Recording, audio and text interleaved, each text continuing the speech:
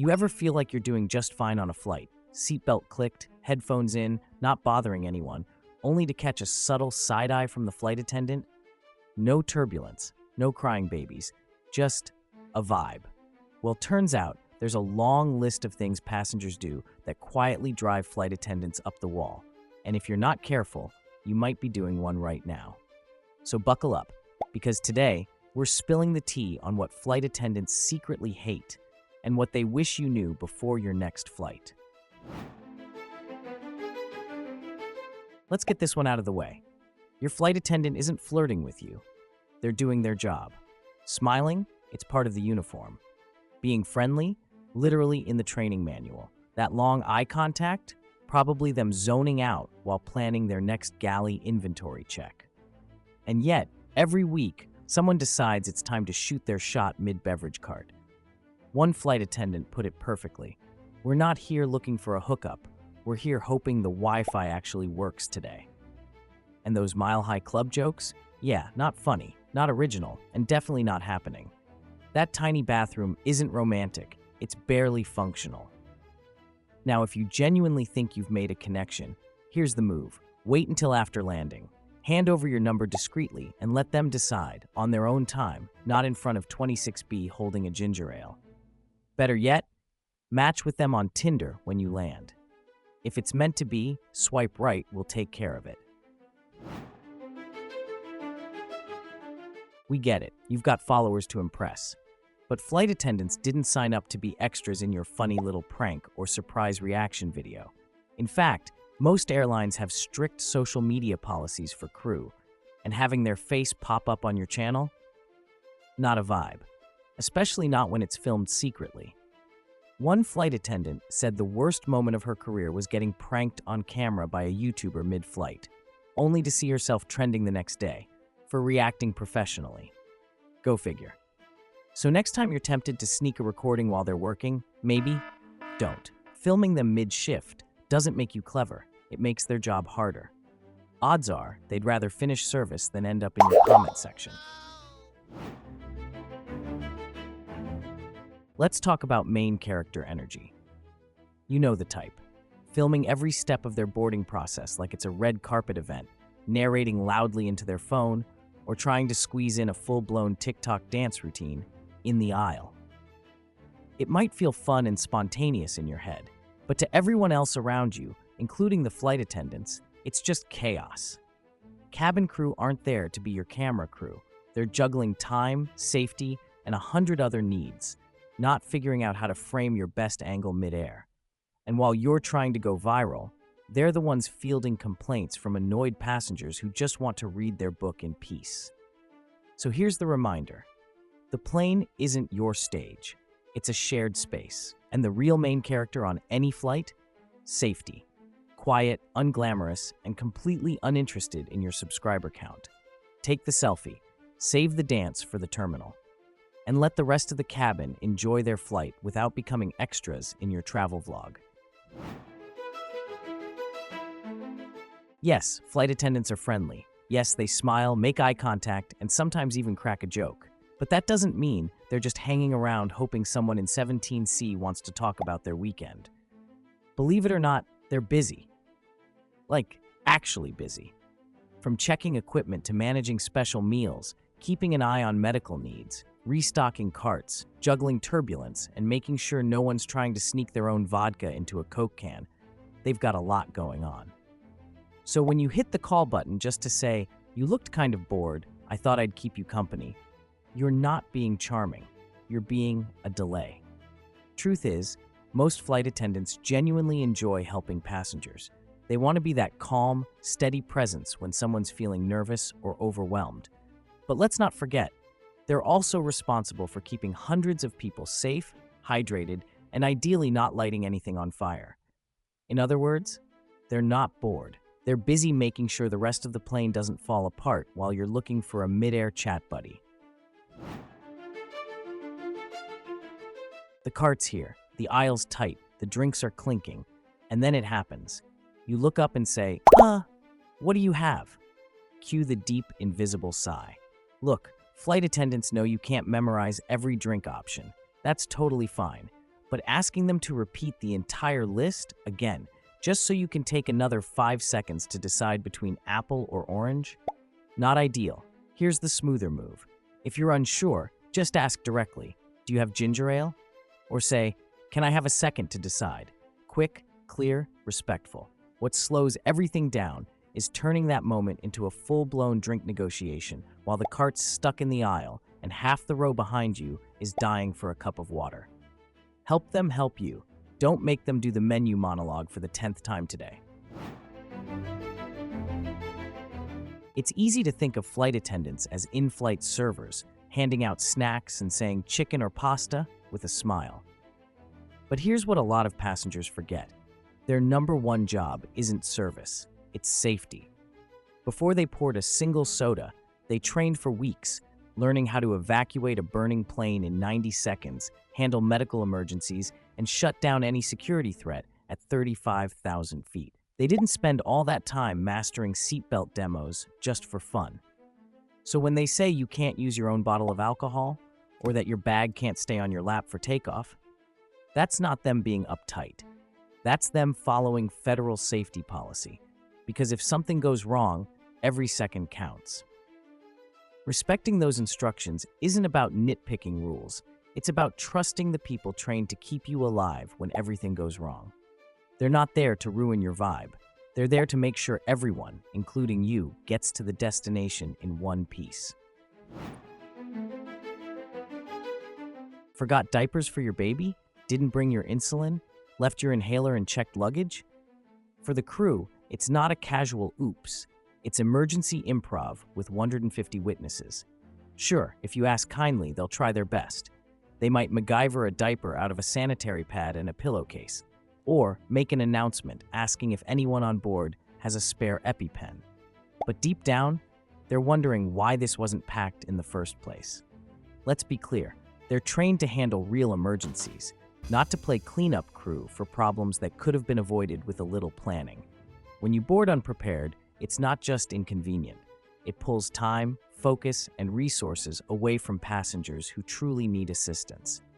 So if you've got a medical condition, a baby, or any situation that might require extra help, pack like it matters, because it does. And the best thing you can do for your flight attendant is not make them play nurse, pharmacist, and magician all in 1 hour. You booked 14C. The ticket says 14Cs. But 5 minutes after takeoff, you're eyeing that empty exit row like it's calling your name. Don't. Changing seats without permission might seem harmless, especially if no one's sitting there, but it can actually mess with more than just legroom. Flight attendants are trained to balance the cabin for safety. That includes knowing where everyone is, especially near emergency exits or special equipment zones. And those open-looking rows? They're often reserved for crew rest, last-minute upgrades, or passengers with specific needs. Sneaking into one mid-flight just puts the crew in the awkward position of having to play musical chairs at 30,000 feet. If you really need to move, say to sit with your kid or swap with your partner, just ask. Once everyone's boarded and things have settled, most flight attendants are happy to help you switch if it works. But don't treat your seat assignment like a vague suggestion. It's not a choose-your-own-adventure. It's a system. And yeah, it actually matters. You found a bin. You jammed your carry-on in sideways. It's hanging out a good 6 inches. And then you casually slide into your window seat like that's someone else's problem now. Spoiler, that someone else is the flight attendant. And they're not thrilled. See, before takeoff, they're the ones double-checking that every bin is closed and secure. If your bag is bursting out like a muffin top, they either have to fix it or delay departure. Neither option is fun, especially when they're already racing the clock. Even worse, when someone tries to squeeze a second bag into a full bin and then disappears down the aisle like it didn't happen. If your bag doesn't fit, say something. They'll help you find a better spot. What they don't want is to wrestle your overpacked roller out of a half-shut bin while 5 people are watching and boarding. Group 9 is breathing down their neck. Bottom line, if you can't close the bin after you've used it, you didn't use it right. You're seated in row 28, but you stashed your bag in the bin over row 10. Why? Because it was open, because it felt convenient, because you thought no one would notice. Well, the flight attendants noticed. Here's the problem. When passengers up front board and find no space above their own seats, they're forced to go backward, squeezing past people to stash their bags, only to fight their way forward again when it's time to deplane. It's inefficient, it slows everything down, and yes, it makes the crew's job harder. Bins are like parking spots. Use the one assigned to your row. If it's full, that's different. Ask for help. But don't treat the front of the plane like your personal storage locker just because you boarded early. Flying's already a tight operation. A little overhead etiquette goes a long way. You know that awkward moment when someone struggles to hoist their suitcase into the overhead bin and then turns to the nearest flight attendant with puppy dog eyes? Yeah, don't be that person. Here's the deal. If you brought it on board, you should be able to lift it. Flight attendants aren't there to deadlift your 40-pound just a carry-on suitcase over their head 10 times a day. It's not just about fairness, it's about injury. Shoulder and neck problems are one of the top reasons crew members go out on medical leave. And no, offering a smile and saying, "It's really light," doesn't make it their responsibility. If your bag is too heavy for you to lift, it probably shouldn't be in the cabin to begin with. That's what checked luggage is for. Or better yet, pack smarter. They'll help if it's a genuine safety issue. But lifting your overstuffed roller because you didn't feel like checking it, not part of the job description.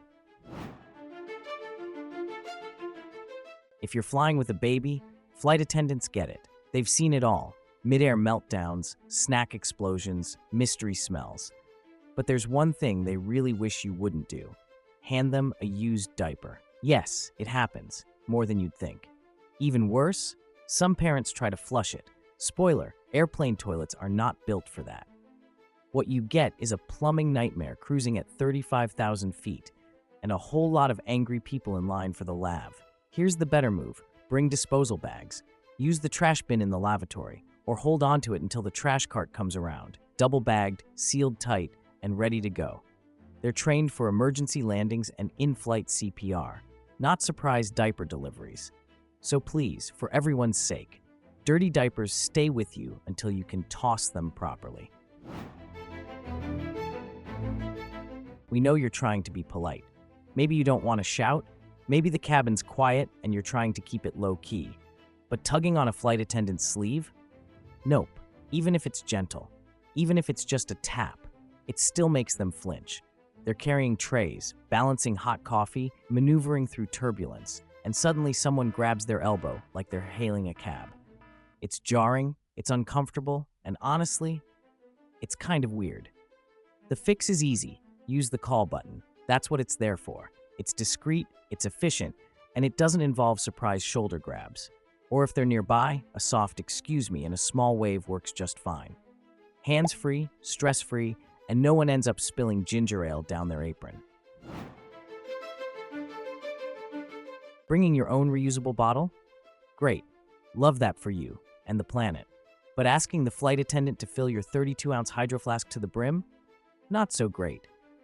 Here's why. Water on board is limited. The supply is measured out for service, small cups during beverage rounds, a little extra for emergencies. If every passenger wanted a full refill, there wouldn't be enough left for the rest of the cabin. Plus, pouring from those tiny bottles or jugs into your towering metal tumbler while the plane's bouncing around? It's a mess waiting to happen. So what's the better move? Fill it up in the terminal after security. Then, during the flight, ask for a cup or two of water if you need a top-up, but don't expect a full refill like it's your kitchen sink. Sustainability? Yes. Unlimited onboard refills? Not quite. The cart's parked 2 rows away. You spot it. Your favorite juice is right there. The flight attendant turns to speak to someone, and you reach in to grab it yourself. Bad move. That cart isn't self-serve. It's part of a tightly choreographed service routine. Every item has its place, and touching anything throws it off, especially when people start grabbing snacks or rearranging things like it's a vending machine. Worse, It's a hygiene issue. You're reaching over ice buckets, open drink cans, and other people's service items with hands that have touched, well, airplane stuff. Even if you think you're helping, you're not. Just wait. The cart will reach your row in seconds. Say what you'd like. Let the crew hand it to you. It's not about power. It's about order and keeping the aisle from turning into a mini Black Friday. You finished your snack. There's a used napkin, an empty wrapper, maybe a soggy coffee stirrer. The trash cart hasn't come yet, so you do what too many people do. Shove it all into the seatback pocket and forget about it. Here's the thing, those pockets aren't trash cans. They're not even clean most of the time.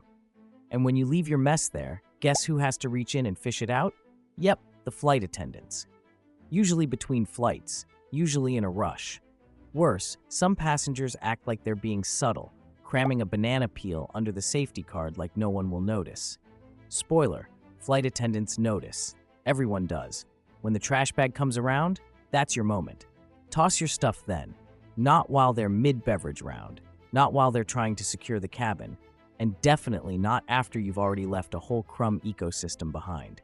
Respect the space, respect the people cleaning it, and maybe just keep the seat pocket for what it was actually designed for. Spoiler alert, it's not your empty cheese stick wrapper. So now you know, flight attendants aren't just there to serve drinks and smile through turbulence. They're trained professionals juggling safety, service, and 100 tiny things you never see. And yeah, there's a long list of stuff that quietly drives them up the wall. But the good news? Most of it's easy to avoid. A little awareness, a little kindness, and maybe not handing them a dirty diaper mid-meal. Flying doesn't have to be stressful, for them or for you. Just treat the crew like people doing a very real job in a very cramped office, with turbulence and strangers, elbows involved. If you learned something new or realized, oh, I've done that, hit that like button. Share this video with your favorite travel buddy or that one friend who still uses the seatback pocket as a trash can. And don't forget to subscribe for more behind-the-scenes truth bombs from the friendly skies. Fly smart, fly kind.